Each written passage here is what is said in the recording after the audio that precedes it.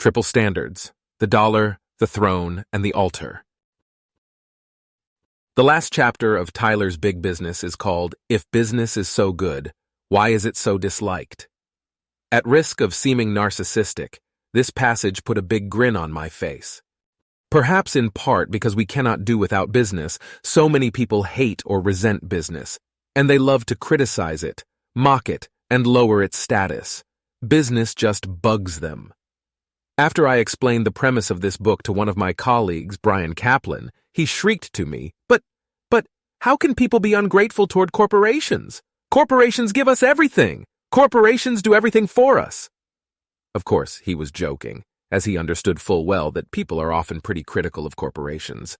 And they are critical precisely because corporations do so much for us, and do so much to us. Does my colleague's outburst remind you of anything? Well, immediately he followed up with this: "Hating corporations is like hating your parents." Your parents, too, usually, have done lots and lots for you, but especially in America, large numbers of people are unhappy with how that all turned out, or at least some parts of it.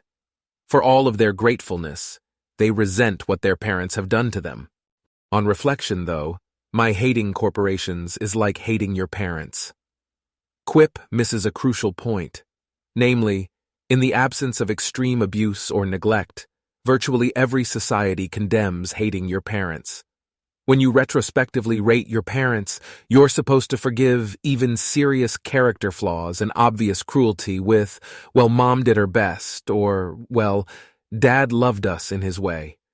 When you rate a business, however, almost no one expects you to give it the benefit of the doubt. You could object, "Well, we hold large impersonal organizations to higher standards than familiar individuals." But that's utterly wrong. Governments are large impersonal organizations, and people hold them to absurdly low standards. They're even willing to brush mass murder under the rug.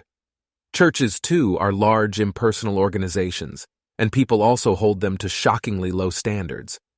Many Catholics briefly punished their church after massive sexual abuse scandals, but virtually none cried, "These child molesters can go to hell. I'm finding a new religion." Note, moreover, that government and organized religion aren't two itsy-bitsy counterexamples. They are by most measures the oldest and largest kinds of large impersonal organizations. Tyler spends many pages developing a specific version of the higher standards for large impersonal organizations story. People tend to anthropomorphize even when such attributions are inappropriate. Along these lines, we tend to think of corporations as being like people, and we tend to judge them by the same standards that we use to judge people, whether we seek to do so consciously or not. To some extent, we are bound to talk that way, but we need to understand that it can mislead us, and it is a kind of shorthand that has pitfalls and hazards if we take the metaphors too literally or allow them to drag around our emotions too much. It is simply very hard for most people to think about corporations without investing them with the personal attributes of human beings, or at least the attributes of those small groups of social allies and enemies we evolved to obsess over.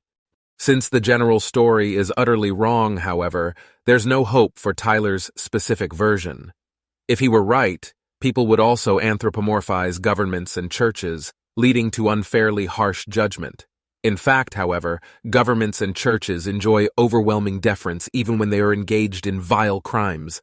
We damn the dollar yet honor both throne and altar. What's really going on? I've spent many years highlighting mankind's anti-market bias, our irrational pessimism about the social benefits of markets. I've even argued that this bias provides the common core of leftist ideology. Scapegoating business and the rich comes naturally to psychologically normal humans, and big, rich business is one of the best scapegoats of all. The only better scapegoat, really, is foreign big business, those beastly multinational corporations you keep hearing about. Why do human beings have this corrupt emotional makeup? I sincerely don't know. While I've heard Darwinian explanations, most seem like shaky just-so stories to me. All I know is that human beings do have this corrupt emotional makeup. And that's why I hope big business inspires a chorus of imitators, because our emotional corruption is not going to fix itself. May 6th, 2019.